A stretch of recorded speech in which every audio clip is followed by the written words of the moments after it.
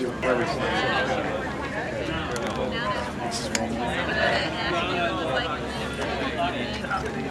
back, right? Good luck with that.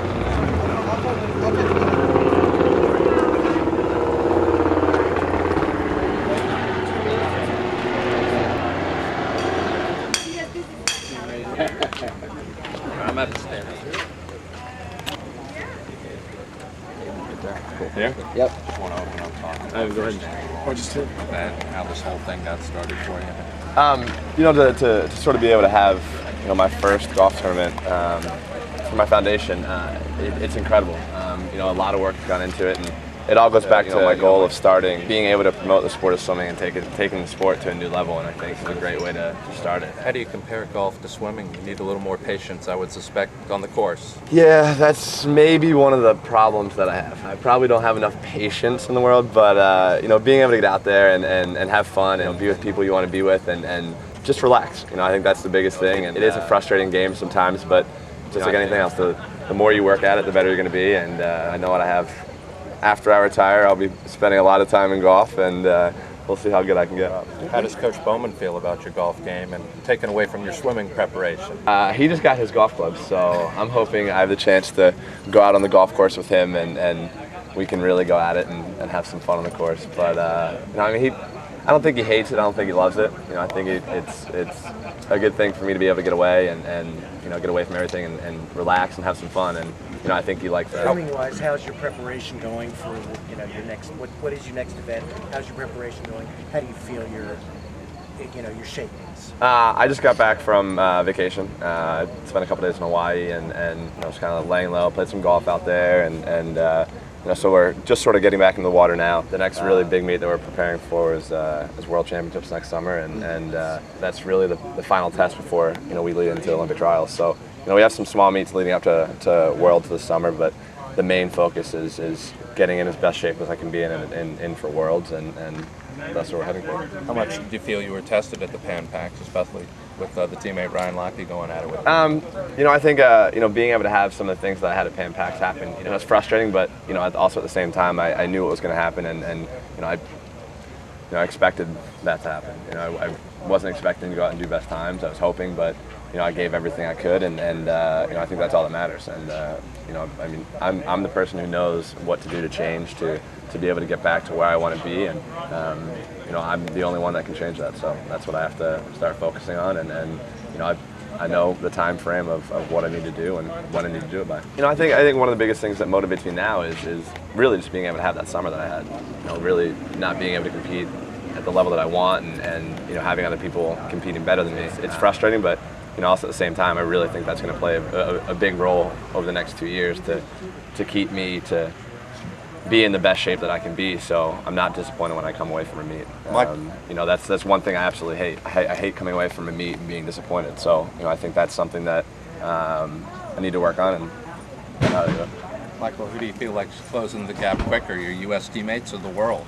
I think the U.S. guys. There have been a lot of U.S. guys that have really stepped up over the last year, and Ryan and Tyler have both stepped up a lot over the last year, 6 months, and I think there's going to be more and more people that are stepping up. I know some of the kids in the junior team are swimming very well and very fast, and they could be on the national team and possibly the Olympic team in 2012. It's interesting because for a casual sports fan, you are the face of that sport, and that's what you dreamed of as a kid. But then once it happens, it's almost like a lot of burden. It's all on your shoulders. Is that a little weird? I think everything that's happened, I've completely enjoyed. It's been crazy, sort of looking back at everything that I always wanted to do. It's happened.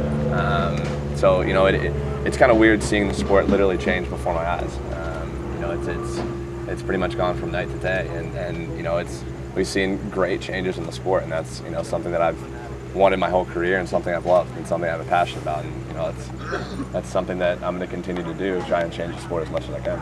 And you're saying at the grassroots level, you're seeing more kids who otherwise might not get into the sport getting into it. We talk about what you're doing with your foundation. Have you seen it? It's awesome. Being able to start the IM program with the Boys and Girls Club.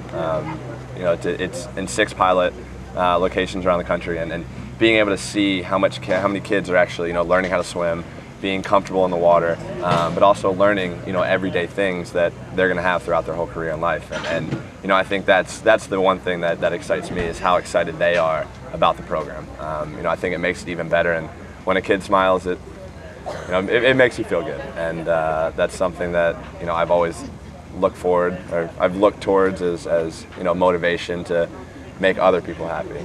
I've been able to have everything that I could ever dream of, and anything that I can do to help somebody accomplish their goals and dreams is something that I'm after. On a serious note, how hard is it to golf with 14 gold medals around your neck?